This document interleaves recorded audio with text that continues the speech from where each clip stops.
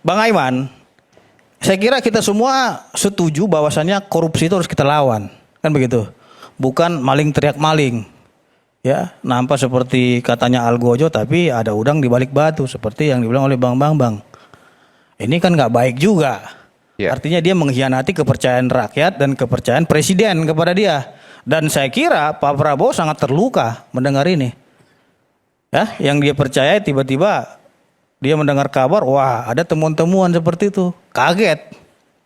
Nah terlepaslah alibi daripada yang bersangkutan itu mau bilang untuk ini kepada Prabowo untuk meyakinkan itu, tapi saya kira Pak Prabowo akan tegak lurus bersama rakyat. Sebelum itu Bang Aiman, saya mendapatkan surat, ya dari. Sebentar, nanti saya berikan. Ya. Bung Said ada komentar soal ini? Oke, silakan Bung Petra. Bang Aiman, ini masih terkait ini ya? Bukan. Tapi ada kaitannya. Terkait dengan semangat pemberantasan korupsi. Oke. Ya, ini juga nanti untuk catatan bagi Kejaksaan Agung Republik Indonesia.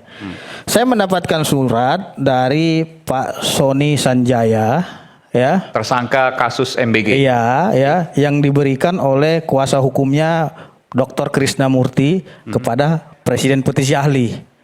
Jadi beliau meminta agar dibacakan surat tersebut agar masyarakat juga mengetahui. Anda udah kirimkan ya? Iya, jadi saya bacakan dulu sini ya. Saya tanya dulu. Ini tulisan tangan beliau nih ya? Tulisan tangan beliau. Pak siapa Irjen itu? Iya, tapi saya baca yang teks fullnya di sini ya. Sony Sanjaya. Itu hanya sedikit. Saya ingin bacakan di sini ya. Pak Sony juga menginginkan agar orang yang terlibat dalam kasus MBG itu digarap oleh Kejaksaan Agung. Jangan hanya terputus sama mereka saja gitu loh. Tapi semuanya periksa. Dan dia juga meminta agar Nanik SD yang juga segera diperiksa. Oke. Gitu loh. Nah, ini saya bacakan Bang Aiman ya. Pak Sony menuliskan judulnya di sini. Ini eksklusif nih. Diberikan langsung dan ini otentik dari Pak Sony. Buat rakyat bersuara spesial. Oke. Saya juga bukan mengada-ngada. Ini memang catatan tulisan tangan beliau dan ini harus saya sampaikan kepada rakyat bersuara karena ini pesan daripada Krisnamurti selaku kuasa hukum beliau. Oke. Di sini saya bacakan Bang Aiman dari awal itu halaman akhirnya. Tapi saya minta tolong mungkin jangan sebut nama karena kan kita harus seimbang di sini. Iya, saya kan inisial. nggak ada orangnya. Iya, Jadi kita inisial atau mungkin nama apa namanya yang kemudian tidak perlu disebutkan. Silakan. Judulnya di sini Pak Sony tulis SPPG fiktif dalam program MBG. Sejak permulaan program MBG bergulir, isu tentang adanya SPPG fiktif sudah menyeruak di media sosial. Disuarakan oleh masyarakat, anggota legislatif, lembaga atau institusi tertentu yang tugasnya melakukan audit. Bahkan terakhir, penegak hukum pun menjerat para petinggi BGN dengan tuduhan terkait SPPG fiktif. SPPG yang tidak memenuhi persyaratan.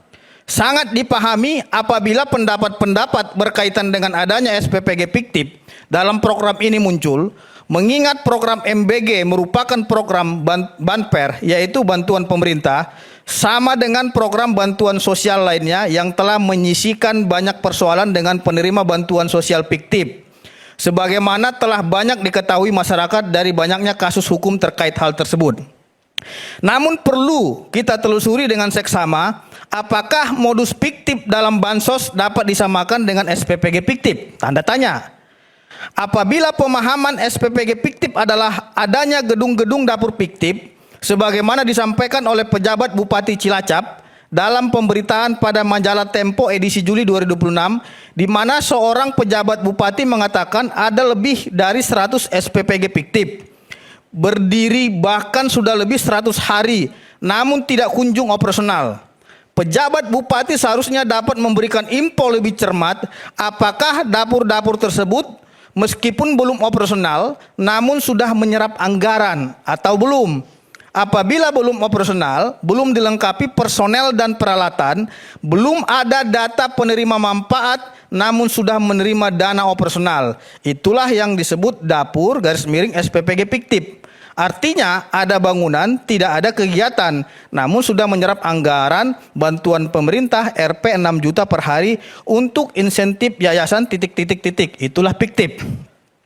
Apabila ada bangunan sudah berdiri namun belum operasional, perlu diteliti lebih mendalam sebagai berikut. Nah, ini kata Pak Sony. 1. Apakah sudah ada ID SPPG pada dapur tersebut? Bila belum ada, sudah dipastikan bahwa bangunan tersebut belum terdaftar pada sistem pendataan di BGN, portal mitra bgn.go.id, dan sangat mungkin pemiliknya adalah korban penipuan.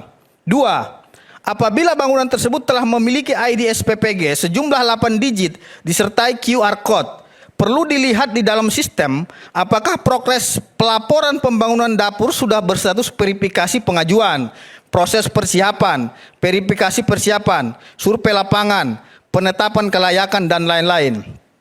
Dalam mekanisme verifikasi usulan dapur SPPG program MBG tidak memungkinkan adanya dapur fiktif sebagaimana dalam pemahaman fiktif pada umumnya sehingga menyerap anggaran negara tanpa ada kegiatan.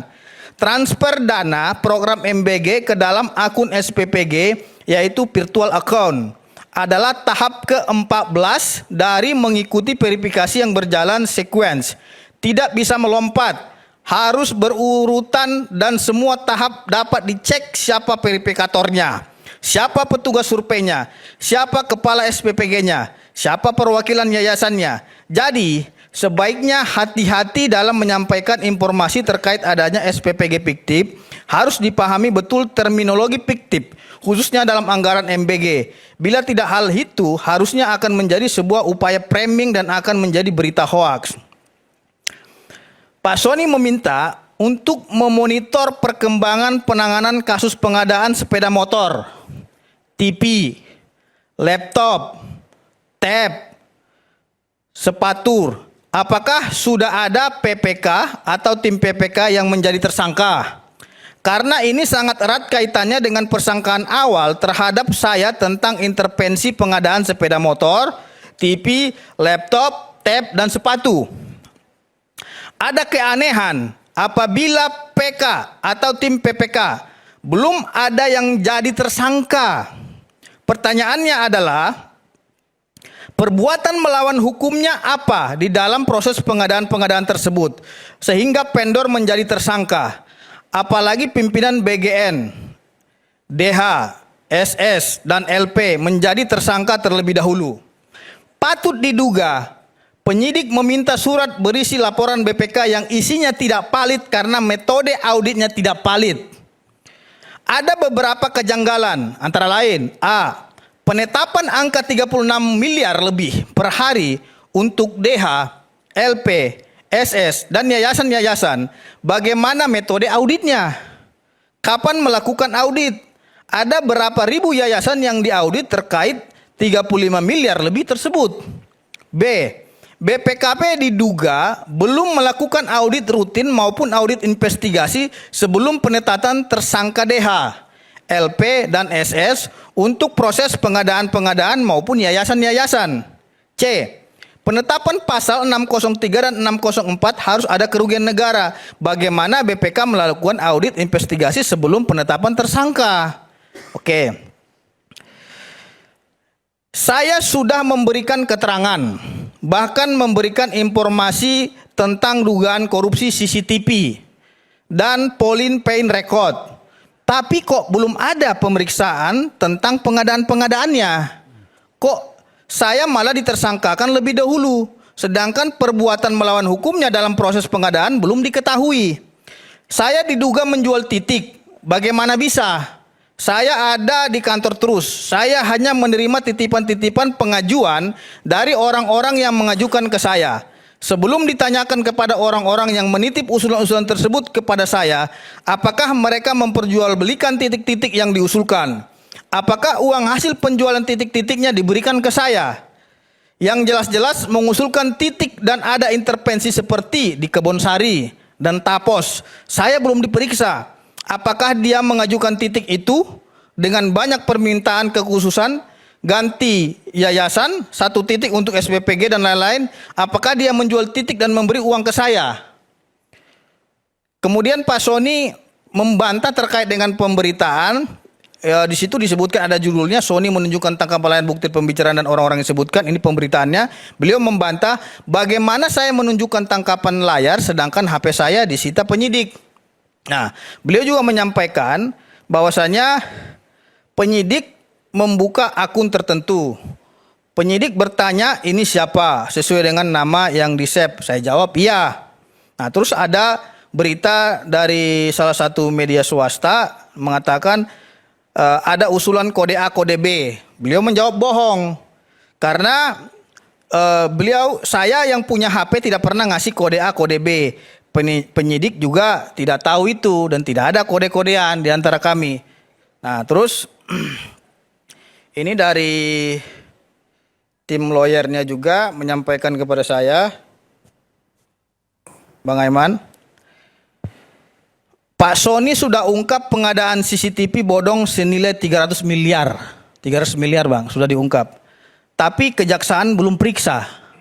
Jadi dia mohon sangat lah ini, tolonglah Bapak-bapak kejaksaan agar periksa ini.